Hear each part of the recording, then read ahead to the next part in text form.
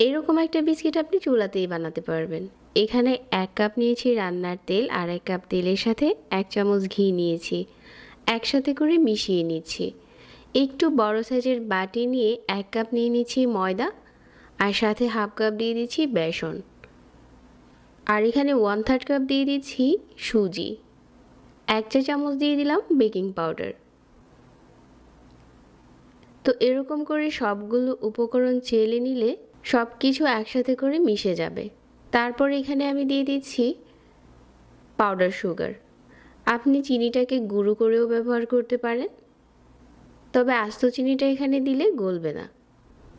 সাথে দিয়ে দিচ্ছি 1/4 কাপ গুঁড়া দুধ। এগুলো চেলে দিয়ে দিচ্ছি। এখন আমাদের শুকনো উপকরণগুলো চালা হয়ে গেছে, একসাথে একটু মিশিয়ে নিচ্ছি। আগে থেকে তেল আর ঘি যে একসাথে করে মিশিয়ে রেখেছিলাম, এখন এটা দিয়ে দিচ্ছি, আর হাত দিয়ে ভালো করে মাখিয়ে নিচ্ছি। এখানে কোনো রকম পানি দেওয়া যাবে না। যদি মনে হয় ডোটা অনেক শুকনো, তাহলে এখানে অল্প একটু লিকুইড মিল্ক গলিয়ে দিয়ে দিতে পারেন, তবে কোনো রকম পানি দেওয়া যাবে না। খুব ভালো করে ডোটাকে মাখিয়ে নিয়েছি। বিস্কিটের জন্য ডোটা রেডি হয়ে গেছে। এরকম একটা স্টিলের প্লেট নিয়ে আগে থেকে তেল ব্রাশ করে নিচ্ছি।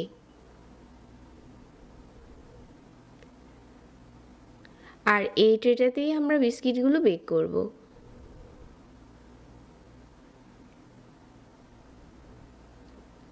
বিস্কিটের সাইজ আপনার পছন্দ মতো, চাইলে ছোট করতে পারেন, আবার চাইলে আরেকটু বড়ও করা যাবে। আমি প্রথমে হাত দিয়ে ঘুরিয়ে ঘুরিয়ে এরকম গোল করে বানিয়ে নিচ্ছি। সবগুলো একইভাবে বানিয়ে নেব।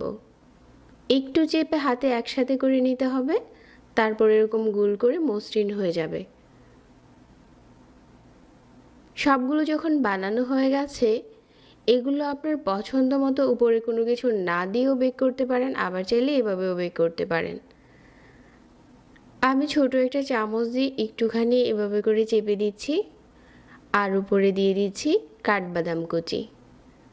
আপনার পছন্দ মতো কাজু বাদাম, পেস্তা বাদাম, আবার চাইলে কিশমিশ দিয়েও সাজিয়ে দিতে পারেন।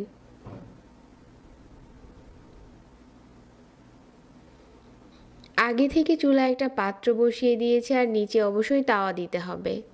তারপর বিস্কিটের এই প্লেটটা দিয়ে মিডিয়াম আঁচে প্রায় 30 মিনিটের মতো বেক করতে হবে। তাহলে দেখা যাবে যে উপরটা খুব ভালো করে ফেটে গেছে, তার মানে বিস্কিটগুলো হয়ে গেছে। গরম থাকা অবস্থাতে বিস্কিটগুলো অনেক নরম থাকে, ওই সময় উঠাতে যাবেন না।